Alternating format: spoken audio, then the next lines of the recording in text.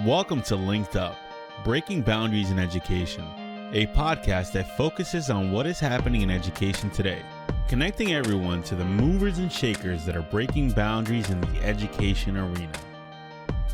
Welcome to LinkedUp, Breaking Boundaries in Education. So we get to go to conferences and we find great people to talk to when we're at these conferences, all around the challenges that exist at these conferences that are amplified. And here today we are at CoSN Conference, the, how do we say? Consortium of School Networking. Yes. Okay. You just say CoSN. Don't actually say CoSN, right? Words. Yeah. So anyway, so we are really happy to be here, and we pulled one of our friends to talk to us all about the challenges that exist in school districts around the country. And actually, I think there's some studies also that CoSN does globally too, right? Mm-hmm. If I understand. So we have Eva Mendoza here. Hi, Eva. How are you? Hello. I am doing great in the city of Miami. Very vibrant, and it's been. I got my Miami Vice jacket on. Oh, you do. Yes, you were all in the white, the light.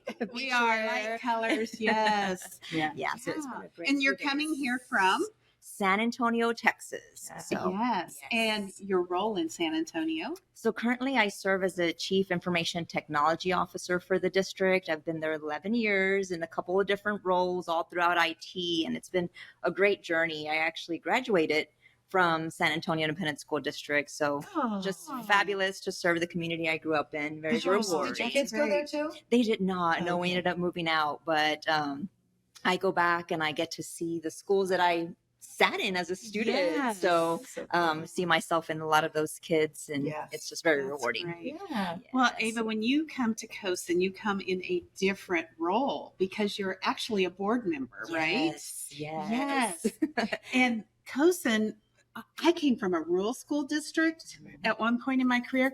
CoSN is so powerful for those rural school districts because they give out so much information, so much support to help with technology. Very much so. They're an ally, I think, just to every tech leader, district, educator, with all the resources that they put out, just to help us guide us in our work.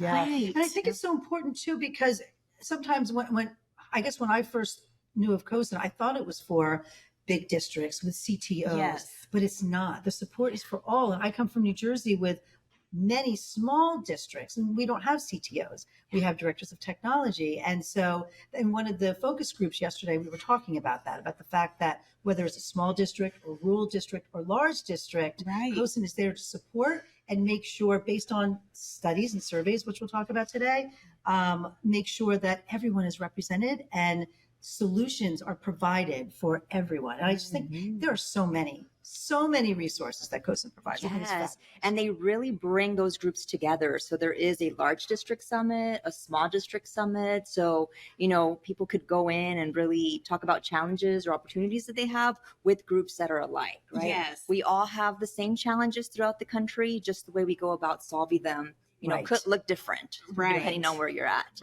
I've made mention sometimes. I'm like, oh, my contract management department does that. Or, oh, my risk management helps me with cybersecurity insurance, right? So I have to learn a little bit about insurance, but there's somebody in the district that does that. In the small districts, it's like, but we don't have that. Like it's us. Like we have to figure it out. All out. Wearing so many different hats. Yes. I think I was thinking too, the only good thing about that is that at least the communication is good. Yes. Because that is a big problem that I find in districts is departments are working in silos. And because of that, there's a lot of miscommunication. There are things that are being done twice, things that aren't being done at all. So that's a big challenge with a big district. But at least with the little districts, that everything's easier to handle. Yeah. So when I was in this small and rural school focus group yesterday, and across the hall was the large group. And based on the surveys that were done, it was interesting because all of the concerns were pretty much the same, except the priorities were different. based on, from large to small and rural. So what have you talked about as a board member about that? Yeah. So I know in the large school districts, like AI was one of the things at the top, and then like cybersecurity was second. And for the longest time, we had focused so much on the cybersecurity work. Yes. Right. So that did flip for the large, but for the small, I understand, if I'm correct, that theirs was they still had cybersecurity as their number one, and then AI as second. And really, cybersecurity is a foundation, right? You have to have that in place before, well, I mean, not really before, because AI is, it's going fast and furious, right? So whether you're ready or not, but some of those foundational pieces that you still have to focus on with cybersecurity are uber important for you to be able to do AI properly. Right. So absolutely. Yeah.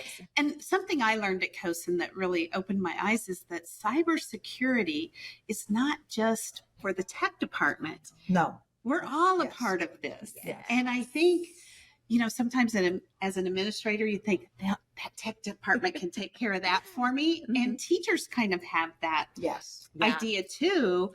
But tell us a little bit about what role other people play in it, because I think that's an important point. So I think part of my role as CTO or ed tech leader in your district, it is my job to make you aware, right? The administrator, the teacher, that cybersecurity is everybody's job, not just mine, right? The culture. So we talked about that in the focus group yesterday. That was our focus. Actually, it was just that, is how to make it a culture for everybody. And I actually did a session on that at a women's conference in New Jersey, saying it's everyone's responsibility. It really is. It has to be. Yeah. It touches us personally eventually anyway. So we started doing tabletop exercises with our cabinet level first.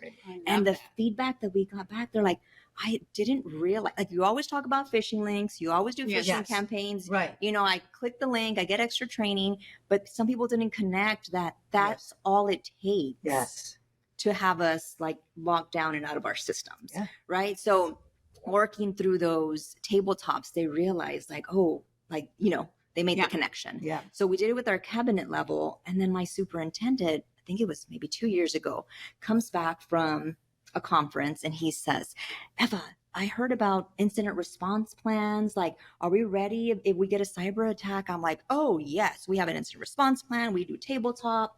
And he's like, okay, great. So principals and teachers would know exactly what to do if we get a cyber attack. And I was like, no, my team would know what to do, because on the technical side, we're ready and we run technical. So then that whole year we went on a road show and we did exercises with principals.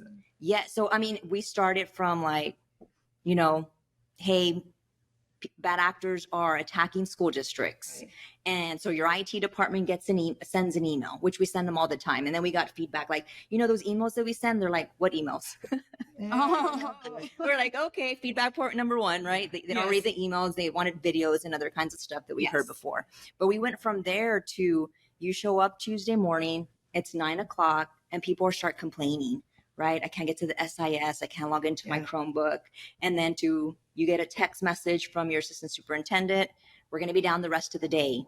What do you need from us? Because we got feedback too. Like, what do you need from central office? There's no technology. Yeah. Anything that connects to the Wi-Fi. What are you going to do? And they were like, oh, and then we're like, all right. And we did it as an envelope. So they're taking out we're like, the next envelope. They're like, there's more. Yes. Parents are showing up to your school, demanding answers. There's stuff turning on social media, hashtag school hacked. And so you're getting all this, like, how are you responding and reacting? So we took them through that whole exercise. It lasted a couple of hours, but man, they were like, wow.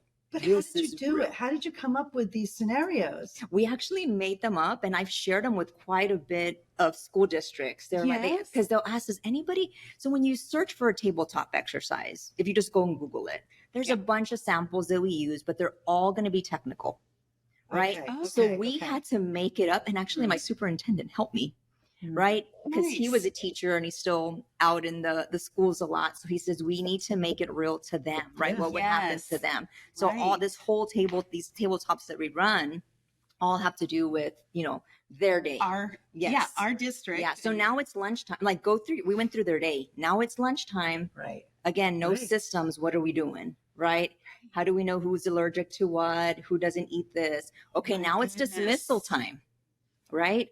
How are we making sure the kids get on the right bus and somebody's coming in to pick up their child? We don't have that ERP system, that SIS system. What are you doing to check? Like, what do we need to have in place? So as we took them through that day, right? And then we talked about multiple days, we got some really great feedback. We have a great business continuity plan in place, and we're always going back to it because things are always changing. Yeah. Right. But it brought a lot of awareness. The other thing we don't realize is that like your heating and air and your doors locking, light bulbs, your phone, all those things are on the system. On the system and can get hacked into too. Yes. So you're vulnerable with respect to those, and you lose all of those.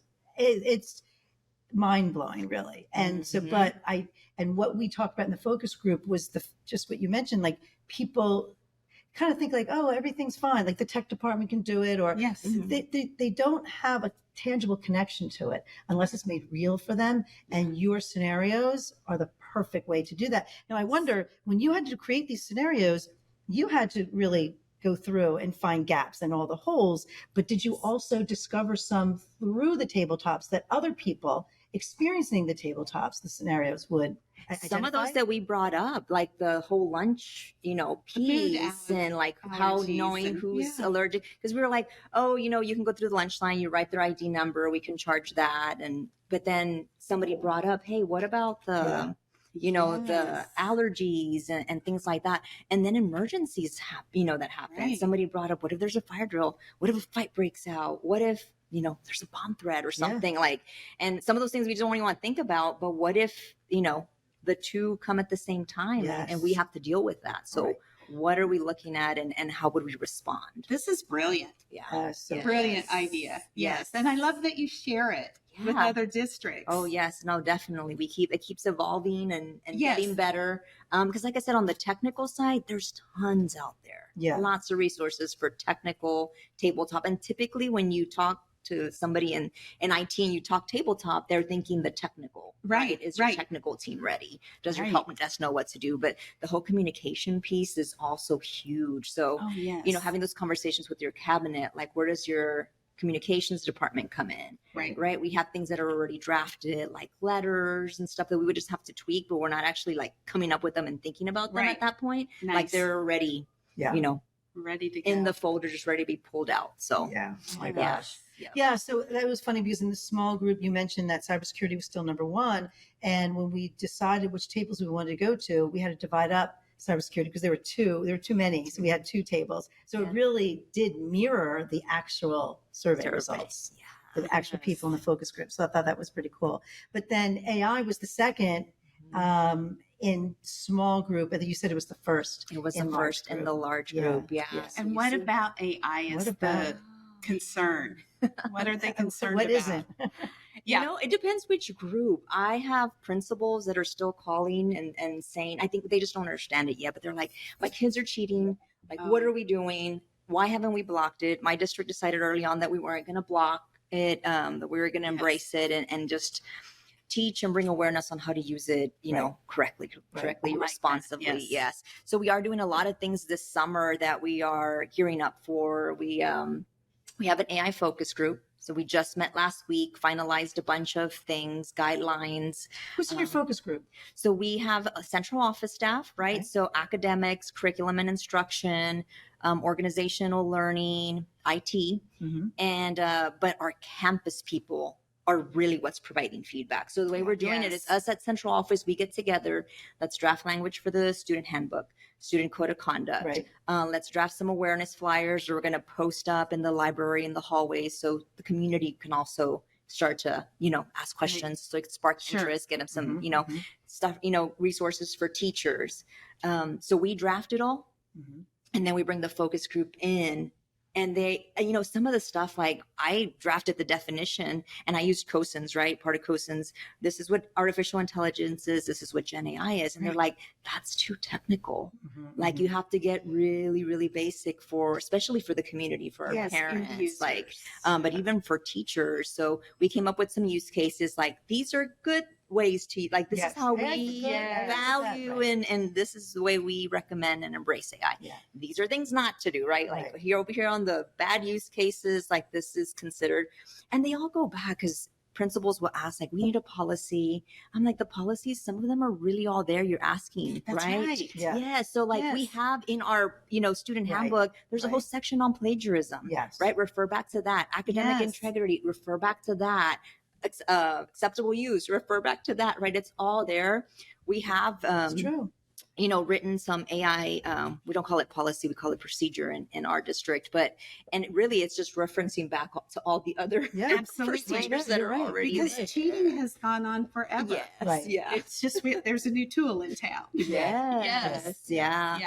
So developing all that and making sure the teachers in our focus group, we have some amazing teachers doing great stuff. And I hear them and I'm thinking, their students must like love their class. And they're like, they do. I say, but what about the student who doesn't have a teacher like you? Right. There's the equity piece. Yes. And in our district, we have some of the poorest zip codes. We have the poorest zip codes in San Antonio, right? So the digital divide is real. And that's something that we always have at the forefront. We're making sure that everybody has access to devices and to the internet at home. We have an LTE tower network. We beam out internet to our families. We should have hotspots. We have a couple of programs where we make sure that all our families are connected. But then the next big piece is that digital literacy, right? Not just within our students, but within our teachers as well. So doing a lot of stuff this summer to, give them opportunities to learn. Because otherwise you have the AI haves and the AI have nots. And it's really going to be about not so much jobs being taken away by AI, but those who do not have the skills in AI not getting the jobs to those who do. And so I was just heard about a school that just a couple of weeks ago just shut AI down off the Chromebooks for kids altogether.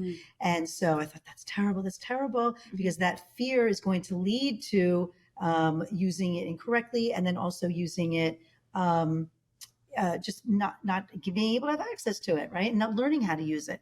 But then I thought maybe there were people using it unethically and irresponsibly. So maybe taking the approach of first giving some AI literacy, getting the foundation in that, and then getting them up to speed. And I think, okay, well, maybe that's the approach they're going to do, and that makes sense.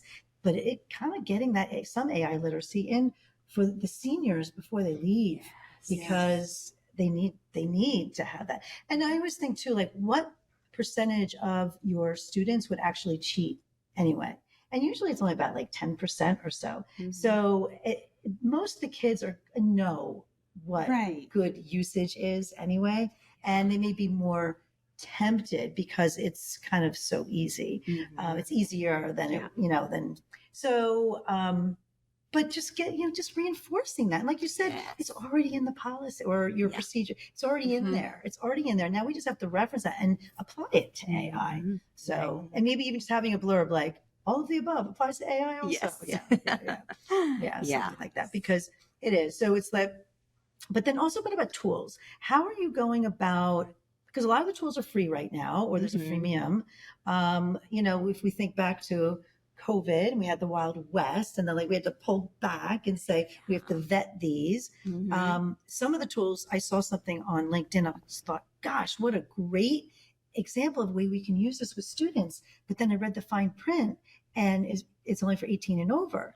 So like, how are you dealing with all of that? So all tools, digital tools, go through our vetting process.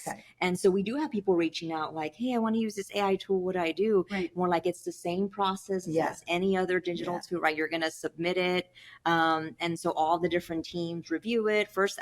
If it's an academic tool, they review it first, make sure it's aligned to the TEKS and all that stuff. So then they kind of give the check mark, and then it goes to the different teams, the security team, our MDM team, make sure they can push it out. And then we have somebody who does the student data privacy agreements, making sure, looking at the policy and all that stuff. So it's going to go through the same vetting process. Again, that's already established, right? Sometimes you want to pull AI out and say like, let's do something different. But no, really, it's just that what's been different with AI is the use cases. Right. So really saying, okay, how exactly is this going to be used? We typically don't do that with other, softwares just yet. And I think because we're all like learning, right? So what's going to be the right way to use this, and the way we don't recommend that you use this. So it's a journey that we're all on. We're all learning. So and doing it alongside students, which I think is so interesting. And it reminds me of when I was teaching in the 90s and, learning to surf the net, the World Wide Web, And so, but I was learning alongside students then too. Right. But it was at a much more civilized pace. Yeah. And now this is hour by hour. Things are changing in AI. So that's good. And it's also scary, but, we kind of just have to ride that wave as best we can, but not bury our heads in the sand either.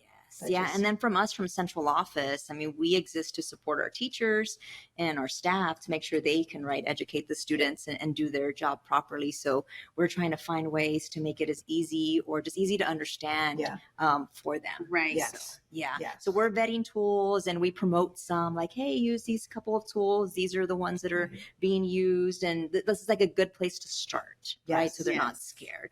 We talked to a teacher. Letting them play. Yeah. Well, some of my staff went to another conference about a week or two ago, and they said we went to a session and the presenter, former teacher, said, I developed lessons my first year teaching in 96. Right. Great lessons. I was able to use them 96, 97, 98. He went on and he's like, and they were great until the graphing calculator came. Oh, right. And then the kids were just able to plug it in and get the answer. So he said at that time, I was like, okay, stop and think. And then he had to kind of redo them or get from the same lessons, only do the word problems and some of them, higher level ones. And he says, so then that was great. And it was going all these years. And then now AI, it's like I'm having to rethink all that again, but it's like if a group can do it together, their support, then, it's just all the good sometimes though, because sometimes we kind of get complacent and sometimes, this way it's helping people to reevaluate the assessment practices that they've had in place. Were they really quality? Were they really giving depth of knowledge? So now to leverage AI in the best way, we really need to make sure that, I keep hoping that maybe we'll get back to some project-based assessments, which I think would be amazing. Because that way we're using AI in conjunction as a synthesis tool, with varied resources. So I don't know. A big thing too in our district. So we talk a lot about, and most people about the instruction side, how we're using it. But our police department, our HR, there's different. And everybody's everybody's like, hey, Eva, I heard you talking about AI and you were telling the principals, but the police department's like, what about us? And I said, well, you already have some tools that have it built in. Right. But then now that they're buying tools, everybody's kind of using it as marketing, like AI features. So the departments have asked, hey, can we meet? I met with the police department. What are concerns? What should we be looking at? That's great. Yeah. Yes. Our HR department, also using it to streamline their work, helping with recruitment campaigns and all this stuff that maybe took hours. Yeah. Right. Now that you can cram into 30 minutes because it can, help you come up with some ideas has been fabulous, even for central office. Oh, yes. So we had someone on the podcast, Greg Bagby, and he was talking about his AI department. And some districts call it Department of Innovation, and they have that in there too, because who knows what's down the road, right? So it's not just going to be AI. Who knows? So do you think you'll have a department just dedicated to this at some point? Maybe that would be great. Yeah, well, that would be. It wasn't actually, to be fair, it wasn't actually its own department. There were people in different roles, sort of like the committee that you're on, but they took on training responsibilities and things like that, and experimenting, and people of different avenues. So So we have our sounds like it's you right now. Yes, it is. That's why I'm asking. Yes, it is. And I'm gonna kind of put this out there. We had a special executive meeting called that same afternoon. And same as 30 minutes before. And I'm like, I have the AI focus group, right? So in my heart, I wanted to go to the AI focus group meeting. I have been preparing, my staff's helping me, but I kick it off and I'm super excited. But in my head, I knew I should be at the executive meeting. Yeah. Right. So I went and I talked to my supervisor, my superintendent. They're like, go ahead and go for this time. Go ahead and go to the AI focus group. And then I was like, my heart was jumping. But sometimes I'm going to get called and I'm not going to be able to be there. So it can't always be me. Right. Yeah. And I have a hard time letting go of some stuff, especially the stuff that's you're excited about. Yeah. I know. So I told my team after, I said, look, I got pulled and I made this decision, but I'm not in the future. If I get pulled again, I'm not going to be able to go run that meeting. So you're going to have to, you're going to have to do that. So it's hard letting go of some things, but, that's, train the trainer model anyway. And it's just building capacity and everyone is only going to be better. So that's good too. Yeah. So we talked about on the survey, the cybersecurity, talked about AI, staffing, sustainability. Those were on there too. Yes. Yeah. The staffing piece has been a challenge now for a while. Right. In my school district, we don't have work from home.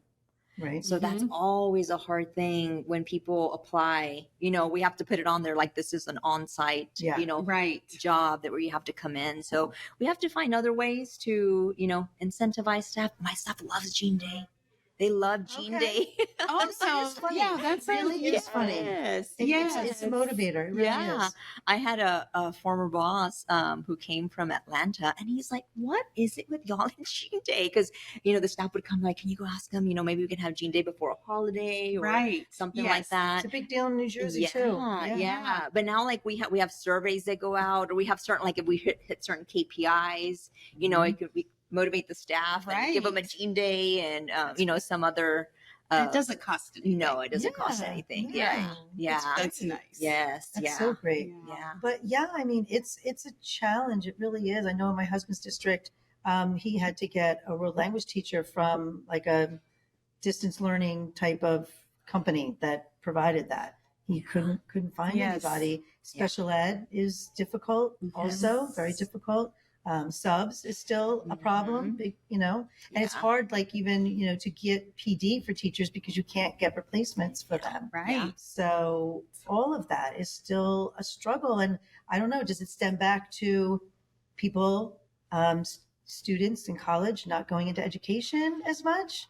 And how can we had actually a podcast called Elevate Teaching. Yes. She's on a campaign. She's on a campaign to get people. She's wonderful. And she was really working hard to make sure that teaching's elevated because as it should be, and making sure we're getting people going down that pipeline. So I don't know if y'all are familiar with the CAST networks of schools, right? Yes. They have now a CAST Teach in San Antonio, right? So it's all since high school, just getting them interested, again, elevating, because you have the CAST, the med, the STEM, all the kind of flashy. And then you have CAST Teach, putting it at that same level, getting students interested since they're in high school and showing them like how rewarding the job could be. Yeah. I don't get to work with students all the time, but this week, right before I left, I did get an email from a teacher from an esports team coach. And she's like, hey, the team would love for you to come. They had actually their tournament yesterday to support them. So I'll go every now and then when things get hectic to remind myself while I'm still there. Right. And I'll go visit. They have a cyber patriot team. It's right across the street from our central office. So I'll go, visit the cyber patriot team or the cybersecurity class, and I'm just kind of sit in there. So that felt really good. I'm like, that's what it feels like when teachers say, oh, I saw my student 10 years later, or, all that stuff. So, it could be a rewarding career. Absolutely. Very. I just recently on the beach saw 2 students with their babies, and we took a picture together, and it was so wonderful. Yes, it really is. It really is so nice. Is there anything else that CoSN is looking at that we need to be aware of? That anything that surprised you, or was it all pretty much what you thought?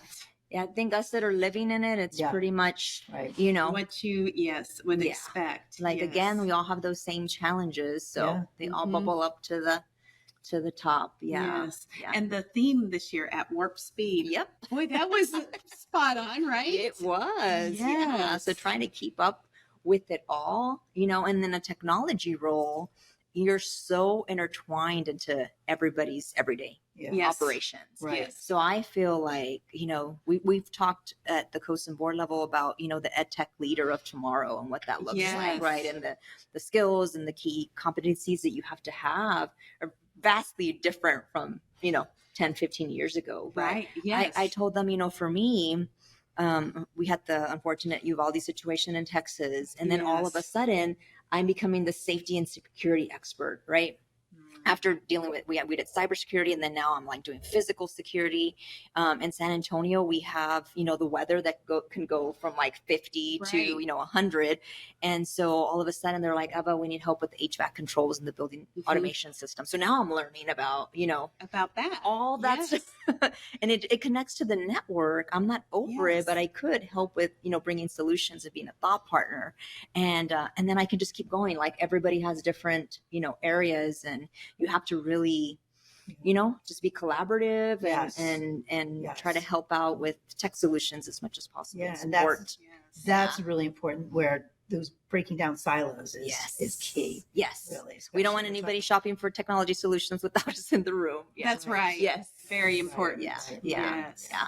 But when you're seen and you're trusted, right? You're a trusted thought partner, then they'll bring you in. So yeah, that's great. Being that leader that builds those relationships is super important for the future. Well, that's a good point. Well, we thank you for taking time out of your CoSN Thank you. This to is be always here fun. with us. Yes. Yeah. This has been great. Yes. Really informative, because I love how we didn't just talk about the problems, but you really showed us how you can practically put it into practice, and how you've done so in your own district. So this was perfect. And I think you've given some really great tips. And obviously on CoSN's website, there are lots of great strategies, and maybe you can get your tabletops on there. For sure. I would love to share them. Yes. That's great. Easily accessible, for sure. Sounds good. Well, thank you. Thank you. And enjoy the conference. We're excited. Fun to have you. Yes. In Miami. Yeah. We're in Miami. Thank you for listening. And if you would like to stay linked up, be sure to follow us on Apple and Spotify, and subscribe to us on YouTube.